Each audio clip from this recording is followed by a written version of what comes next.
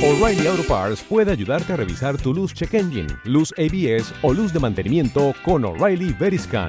El servicio es gratis y recibirás un informe con soluciones verificadas por técnicos maestros certificados ASE. Si necesitas ayuda, O'Reilly Auto Parts te puede recomendar un taller. Pregunta por O'Reilly Veriscan hoy mismo. O'Reilly Auto Parts. En el campo energético hay claramente un problema de sectarismo y de miopía. Se ha generado una especie de debate en el que hay una serie de tecnologías que se supone que son buenas, otras que son malas, hay tecnologías de izquierdas y tecnologías de derechas, que es una sandez de tal calibre que no lo podemos ni debatir, ¿no? En Francia la energía nuclear es de izquierdas y en España la energía nuclear es de derechas.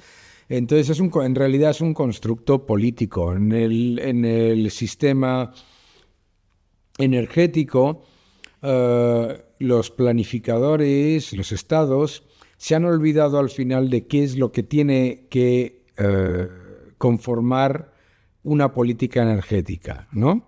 Tiene que estar basada en 3 pilares. El primer pilar y el más importante es el de la seguridad de suministro. Una política energética que ignore la seguridad de suministro es un fracaso de entrada. El segundo es la competitividad. La energía tiene que ser, 1, abundante, seguridad de suministro, 2, barata, competitiva. ¿Por qué? Porque la energía es todo en el engranaje industrial, en lo que es la economía y obviamente no podemos caer en el error de pensar que vamos a cargar la factura energética de toda una serie de costes regulados y subvenciones y que lo que tiene que hacer el resto del mundo es ir en la misma dirección de anticompetitividad. Entonces, claramente tiene que estar basado en la seguridad de suministro, en la competitividad y la tercera pata es el respeto al medio ambiente. Y el respeto al medio ambiente se ha manipulado desde el arco más sectario político desde un punto de vista de intervencionismo. Desde la idea de que el mercado, la tecnología, la competencia no van a generar el respeto al medio ambiente y la descarbonización que se pudiera desear. Y es un constructo puramente político, es utilizar algo, una idea con la que estamos todos de acuerdo, el respeto al medio ambiente, para introducir la represión, el control, el intervencionismo y politizar la energía. Y no tiene ninguna lógica desde el punto de vista de esos 3 pilares. ¿Por qué? Porque al final lo que hace que se mejore el respeto al medio ambiente, se consiga una energía más limpia y unos procesos más eficientes, es la tecnología y la competencia. Jamás es el intervencionismo. Hasta tal punto que el debate energético está tan acaparado por el populismo más sectario que piensan que si llenamos todo el parque energético de paneles solares y de rotores eólicos, eso es ser verde.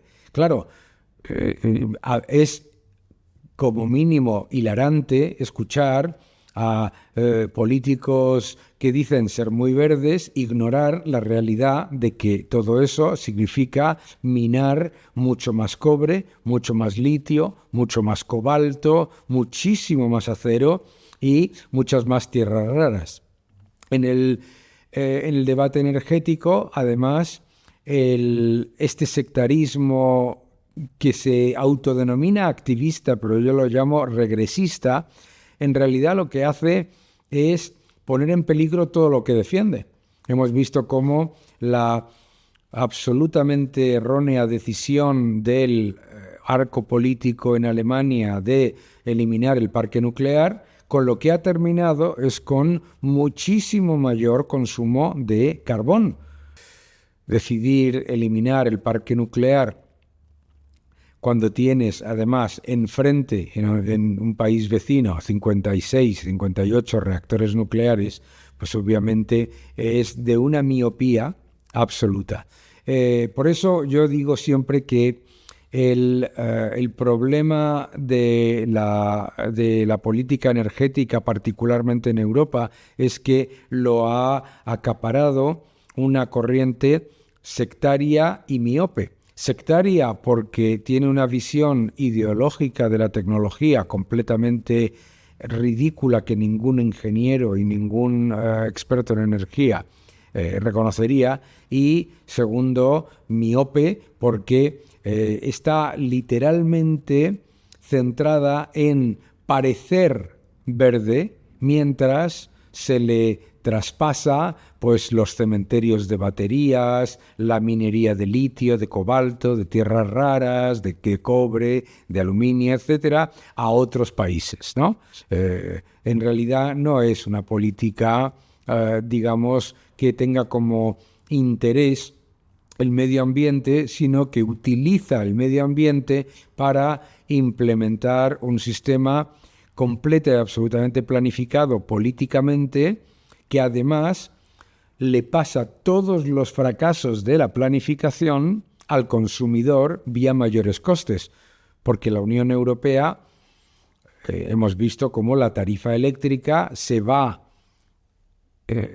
acumulando toda una cantidad de costes adicionales que incluyen errores de planificación previos, que incluyen duplicar y hasta triplicar costes que se supone que se están pagando en otro lado, como pasa, por ejemplo, con los costes de CO2 que se pagan en la gasolina, se pagan en la electricidad, se pagan en las bolsas de plástico, se pagan, etcétera, etcétera, etcétera, etcétera.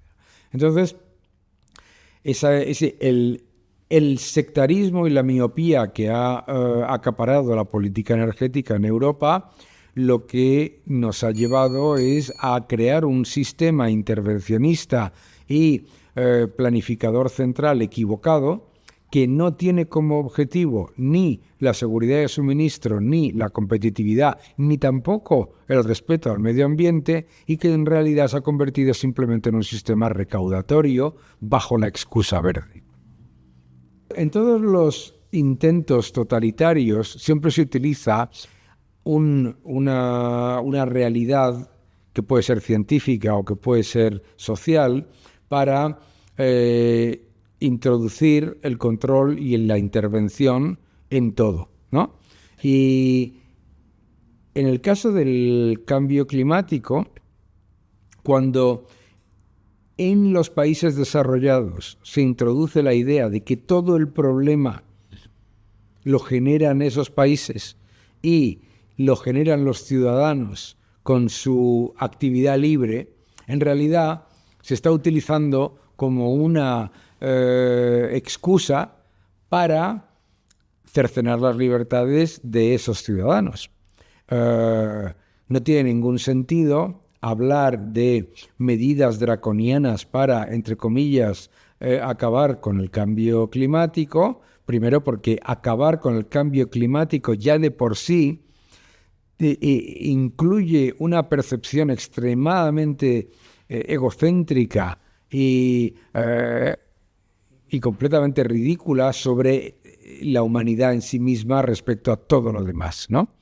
Pero yo creo que también acabar con el cambio climático, decir que vas a acabar con el cambio climático, parte de un problema importantísimo, que es que no estamos hablando ya de temperaturas si suben o bajan, no estamos hablando ya de algo medible, sino que como es cambio, puede ser aleatorio.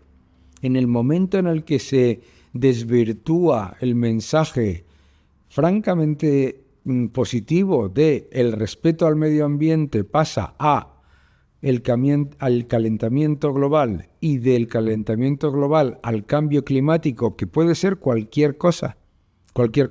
¿Mm? ¿Qué es lo que ocurre entonces? Que al hacerlo aleatorio estás introduciendo pues toda una serie de variables imposibles de medir en cuanto a la efectividad de las medidas y en cuanto a cómo debe el ciudadano percibir su acción individual.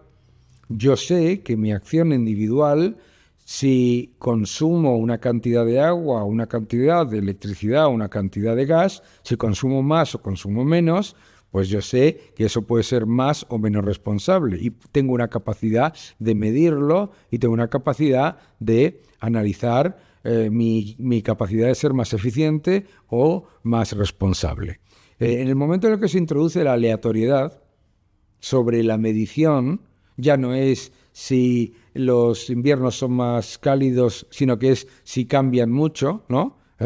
Entonces todo es por culpa del cambio climático.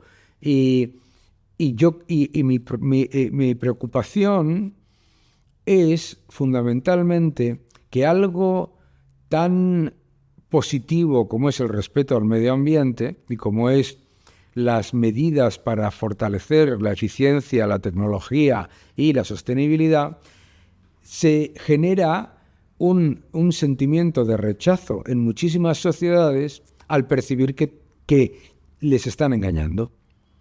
Claro, entonces genera el efecto contrario al que quieren generar. Cuando se trata a los ciudadanos como súbditos que tienen que aceptar cualquier cosa que diga el poder político en aras de un consenso científico que además puede haber, pero que no tiene necesariamente que llevarse a unas políticas exactamente iguales, y encima va por constructo político como son las fronteras, entonces muchos ciudadanos en el mundo empiezan a tener una posición contraria a medidas y a ideas que todos estaríamos de acuerdo si no se utilizasen como subterfugio para el control. Recordarás que en el año 78, creo que fue, Jimmy Carter anunció que nos estábamos quedando sin petróleo en la televisión norteamericana, ¿no? Y estamos ahora en el año 2023 y Estados Unidos produce más petróleo que Arabia Saudí y Rusia. Entonces, es muy fácil para los gobiernos aceptar mensajes maltusianos de ese tipo desde el punto de vista de la represión y del control, y de introducir el control a los ciudadanos y a través del miedo. Curiosamente, esos mismos gobiernos no ven ningún problema en gastar cada vez mucho más, en aumentar masivamente sus desequilibrios fiscales y en consumir cada vez más, porque al final, si un gobierno estuviese realmente preocupado por el consumo de materias primas y por el CO2, etcétera, jamás lanzaría planes de estímulo de miles de millones de dólares mensuales, y jamás aumentaría masivamente su peso en la economía. Al final, si tomamos el mundo y decimos los gobiernos son aproximadamente el 40% del Producto Interior Bruto de las economías avanzadas y el sector productivo es un 60%, si un agente, el sector público, decide predicar con el ejemplo y consumir muchísimo menos y gastar muchísimo menos, entonces alguien se creería que les importa el medio ambiente. Pero un gobierno que además inmediatamente y en el nanosegundo en el que una industria cercana al gobierno tiene dificultades financieras, la rescata, lo que está haciendo es incentivar la emisión de CO2, etcétera, etcétera. ¿Qué es lo más rescatado en Europa? las empresas automovilísticas, ¿no? Entonces, yo creo que volvemos al tema de entender que se está utilizando una preocupación legítima, algo que debería ser un debate abierto y libre, ¿no? En el que todos participásemos como parte de la solución, no que la solución viniese impuesta desde una visión, además, extractiva y confiscatoria, porque no es tampoco una visión malthusiana, porque ninguno de los que lo defienden en el foro de Davos o en los gobiernos consume menos, sino todo lo contrario. Lo único que te están diciendo es que consuman menos tú. Los políticos son especuladores con el dinero de los demás, son los más especuladores. ¿Qué es endeudar masivamente a todos los ciudadanos esperando que eso genere mayor crecimiento, mayor empleo, más que especular? Pero con el dinero de los demás. ¿Qué es aumentar los impuestos esperando recaudar más, aunque tenga impacto negativo en la economía, más que especular? El político, la acción política es la mayor especulación, ¿no? Y además, yo siempre lo digo, y lo digo en el libro, de hecho, el Estado es un gigantesco hedge fund apalancado a una apuesta. Pero tenemos que ser conscientes de que si hay una serie de retos climáticos, energéticos, tecnológicos, los que queramos, todo el mundo podemos entender que lo peor que podríamos hacer es que esos retos estuviesen en manos de un monopolio, en manos mías, en manos tuyas. Si entendemos que los retos tecnológicos, climáticos, energéticos no se van a solucionar con un monopolio, es completamente ridículo pensar que se van a solucionar con un monopolio estatal. Porque si un monopolio privado tiene riesgos porque te acostumbras a tener la cuota de mercado, porque quieres extender tu poder de precios durante más tiempo, el poder monopolístico estatal es todavía peor. Es todavía peor porque además no se arriesga en nada de su dinero y utiliza tu dinero, ¿sabes? A los combustibles fósiles se les analiza siempre desde una manera estática porque los análisis sobre la disponibilidad y la utilización de los combustibles fósiles están hechos por gente cuyo conocimiento de la industria es muy pequeño. Para empezar, gente que hace un análisis de las reservas que hay en el mundo probadas de petróleo, hace un análisis del consumo de petróleo que hacemos y llega a la conclusión tan absolutamente aberrante y ridícula que hace 23 años que nos hemos quedado sin agua, sin petróleo, sin carbón, según esas estimaciones.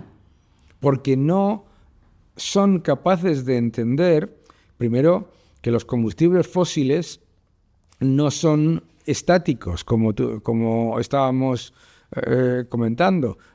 Los combustibles fósiles cambian, hay diferentes composiciones en las que hay completamente diferentes niveles de polución, de utilización de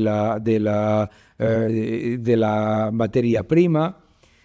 Muchísima gente en el mundo político, literalmente, se cree que un barril de petróleo extraído en Arabia Saudí es exactamente igual que un barril de petróleo extraído en Noruega o en Irán.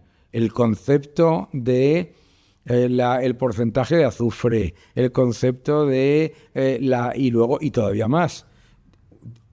Yo me he encontrado con centenares de personas en debates económicos y políticos sobre energía que no entienden el proceso que hay de un barril de petróleo a lo que está poniendo en su vehículo, ¿no?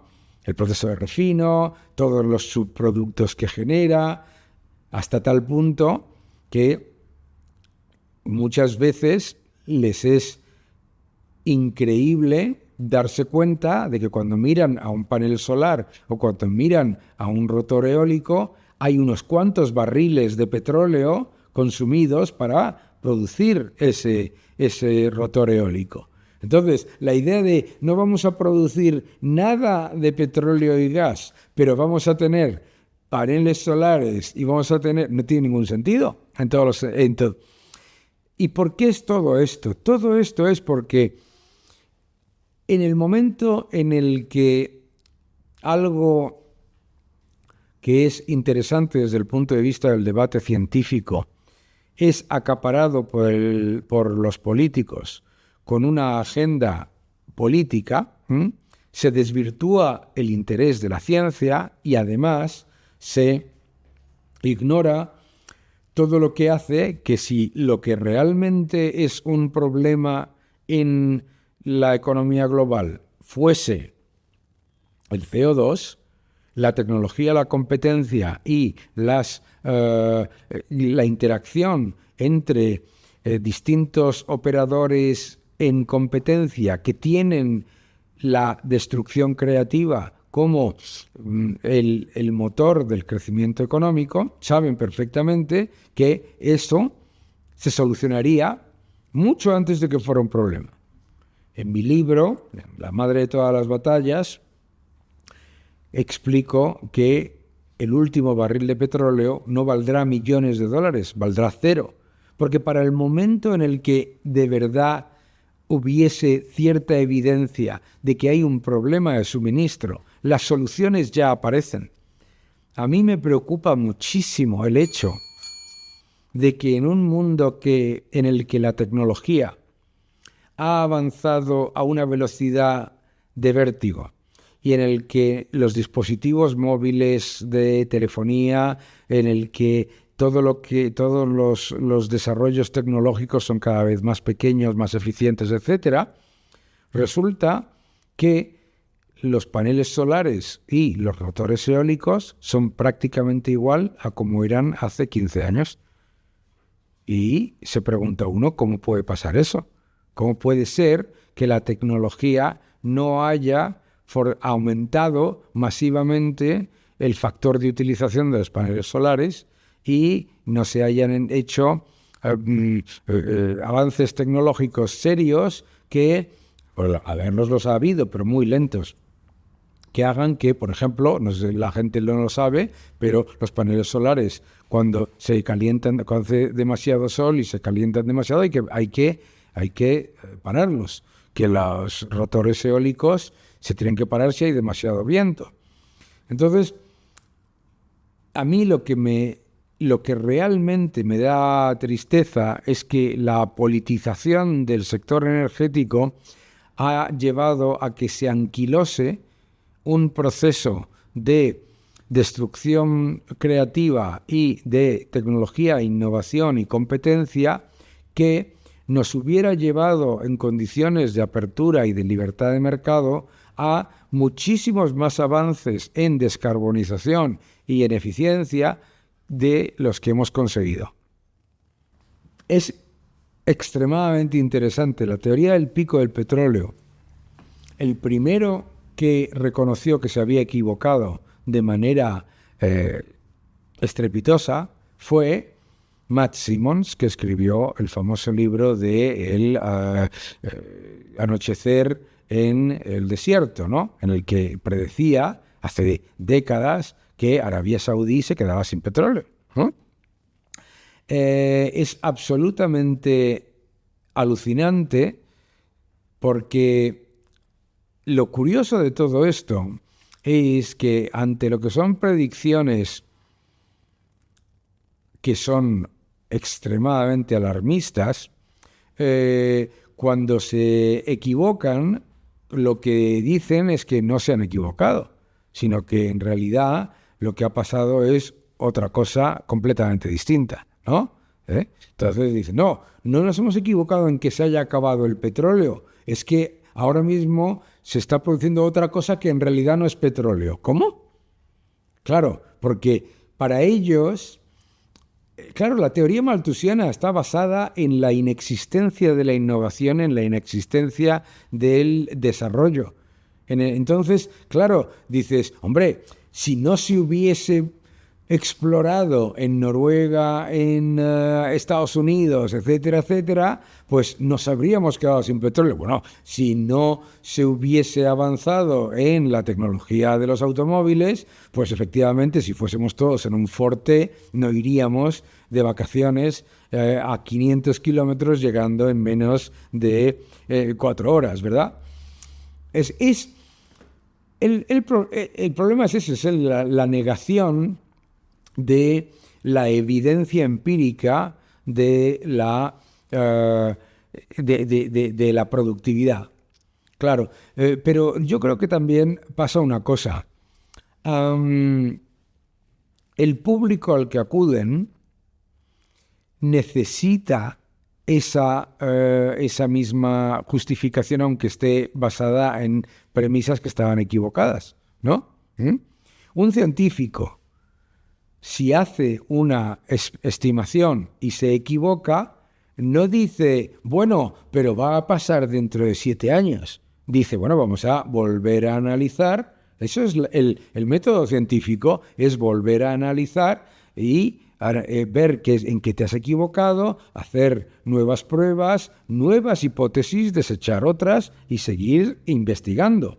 Aquí se desdeña el método científico, se precondiciona un resultado que es inapelable y si lo discutes eres un negacionista, y después lo que se hace es adecuar la evidencia del fracaso de esas estimaciones al mismo argumentario. Cuando un economista hace estimaciones, siempre, pero nadie, ni ese economista no está haciendo predicciones. A nosotros nos dicen mucho eso de, usted predijo. No, nosotros hacemos estimaciones, ¿vale? Y las estimaciones, por supuesto, tienen una parte de base y luego una serie de probabilidades que se pueden cumplir, no se pueden cumplir. Perfecto, son estimaciones. Las estimaciones científicas son estimaciones, no son la verdad revelada. A mí me preocupa muchísimo que se hable del consenso científico. Porque la ciencia es disenso, no es consenso.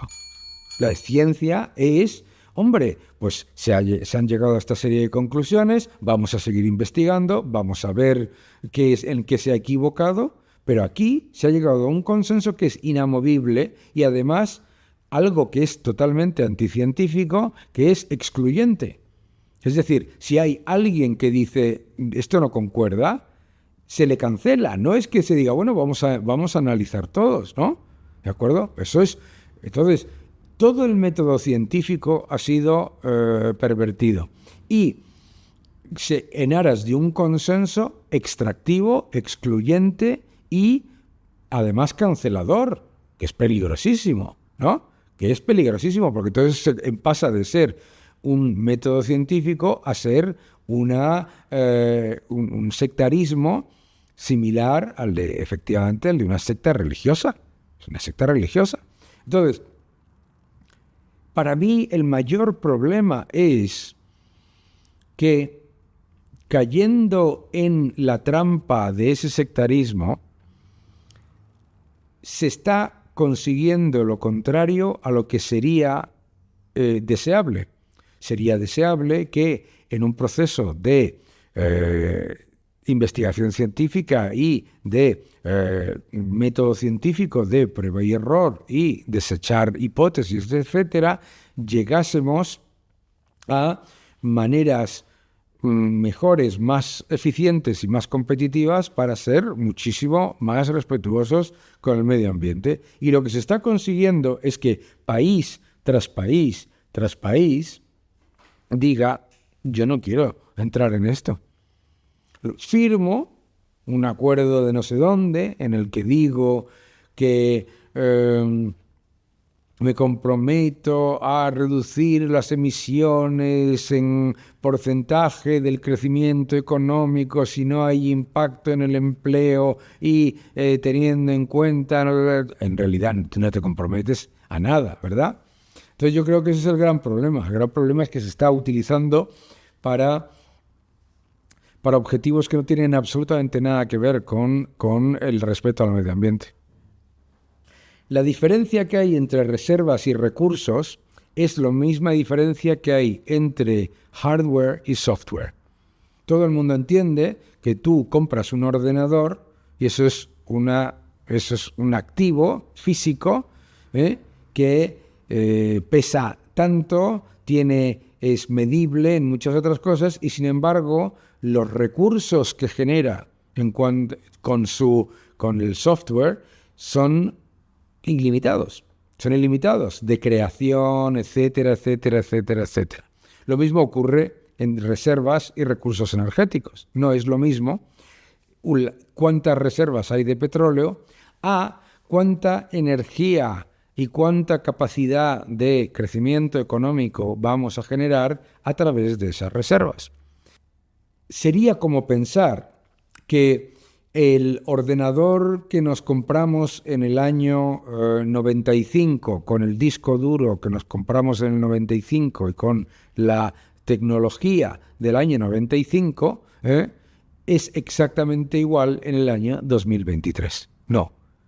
A lo mejor de tamaño es igual, a lo mejor de peso es igual, a lo mejor de utilización de materia es igual, pero el recurso es muchísimo mayor. Es decir, la intensidad energética del crecimiento económico, los recursos, es cada vez menor. Necesitas menos unidades de petróleo, de reservas petrolíferas, para generar muchísimo mayor crecimiento económico. Antes se necesitaba mucho más para mantener las luces que estamos utilizando hoy aquí, la electricidad. Todos los recursos que estamos utilizando en esta habitación para grabar esta filmación son muchísimo más eficientes que los que se utilizaban para hacer una grabación muchísimo menos relevante hace décadas. Entonces, yo creo que es entender que los recursos energéticos son muchísimo más desarrollados y muchísimo más tecnológicos y muchísimo más eficientes. Antes, a lo mejor, necesitabas un barril de petróleo para generar suficiente energía para que funcionase una fábrica durante unas pocas horas. Ahora, igual que necesitamos muchísimo menos uranio para una central nuclear, de hecho la cantidad de uranio es tan pequeña la que se utiliza en una central nuclear que nos sorprendería a muchísimos de los que nos están viendo. Y lo mismo ocurre con el petróleo, que pensamos que todo, me acuerdo que me decían, todo lo que consumimos es petróleo. Claro, pero cada vez menos. Es decir, consumes muchas más cosas, las ropas que llevamos, el calzado que tenemos, nuestro reloj, las botellas, etcétera, etcétera. Es todo muchísimo más eficiente. El petróleo es una fuente de energía primaria perfectamente válida, pero no tiene por qué ser la fuente de energía primaria de toda la historia de la humanidad. Y todos los avances de la humanidad se han generado desde la destrucción creativa, desde la tecnología y desde la competencia. El mundo no pasó de utilizar aceite de ballena a petróleo porque le tuviesen mucho cariño a las ballenas o porque los gobiernos hiciesen una gran campaña por las ballenas, sino porque era mucho más fácil de almacenar, mucho más barato de extraer y, por supuesto, mucho menos oneroso en coste de vidas a la hora de producirlo. Lo mismo ocurriría en un proceso en el que se permitiese que sea la tecnología y la competencia la que genere la alternativa al petróleo que sea más fácil de almacenar, más competitiva y más abundante. ¿Cuál es el problema?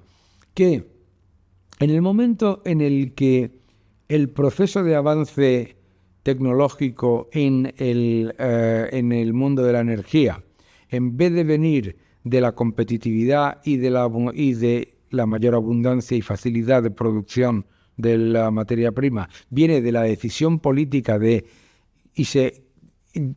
tiene que ser esto, estás de entrada ya haciendo mucho más difícil el avance tecnológico.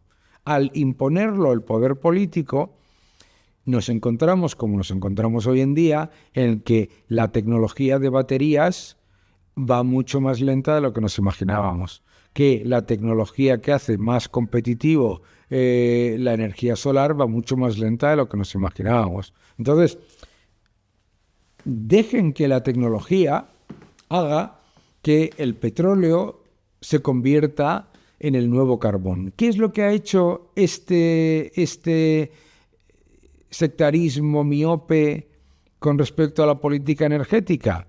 Que el carbón, que estaba desechado prácticamente en todo el mundo desarrollado como una fuente primaria de generación y de generación eléctrica, pues ahora ha vuelto a estar en boga.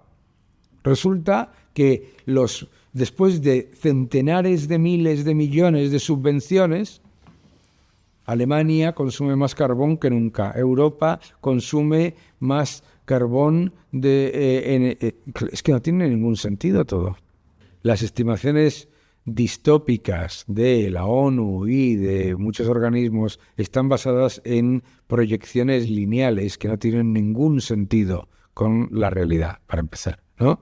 Pero lo más importante es que hay que empezar por negar la premisa, ¿no? La superpoblación. No es cierto, el mundo no está superpoblado, no está sobrepoblado, no hay sobrepoblación. El mundo, la inmensa mayoría del mundo está vacía. No existe un exceso de población. La segunda es asumir que ese incremento de la población va a suponer un incremento exponencial y lineal del consumo de materias primas. No es cierto. Se consumían 90 millones de barriles hace 20 años y se consumen 92 ahora, muy poco más, ¿no? Las estimaciones estas están basadas en crecimientos exponenciales de lo malo y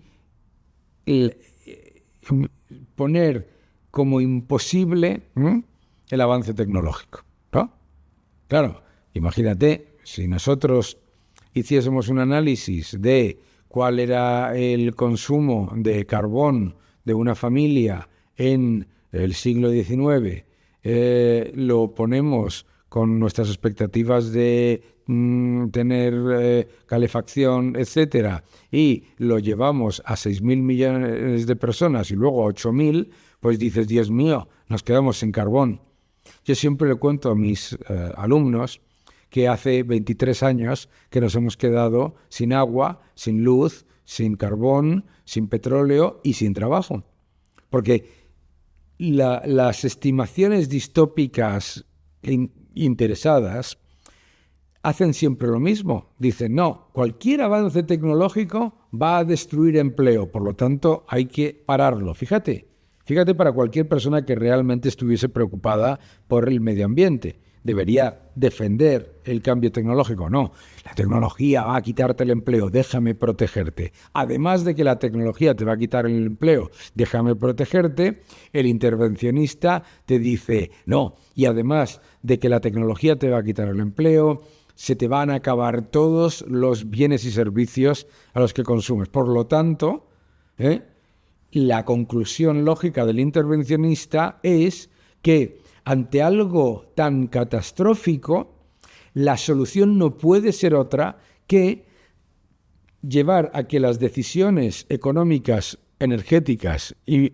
las hagan políticos que no tienen ninguna información mejor ni mayor sobre la realidad y que además tienen todos los incentivos para pasar los desequilibrios a los ciudadanos.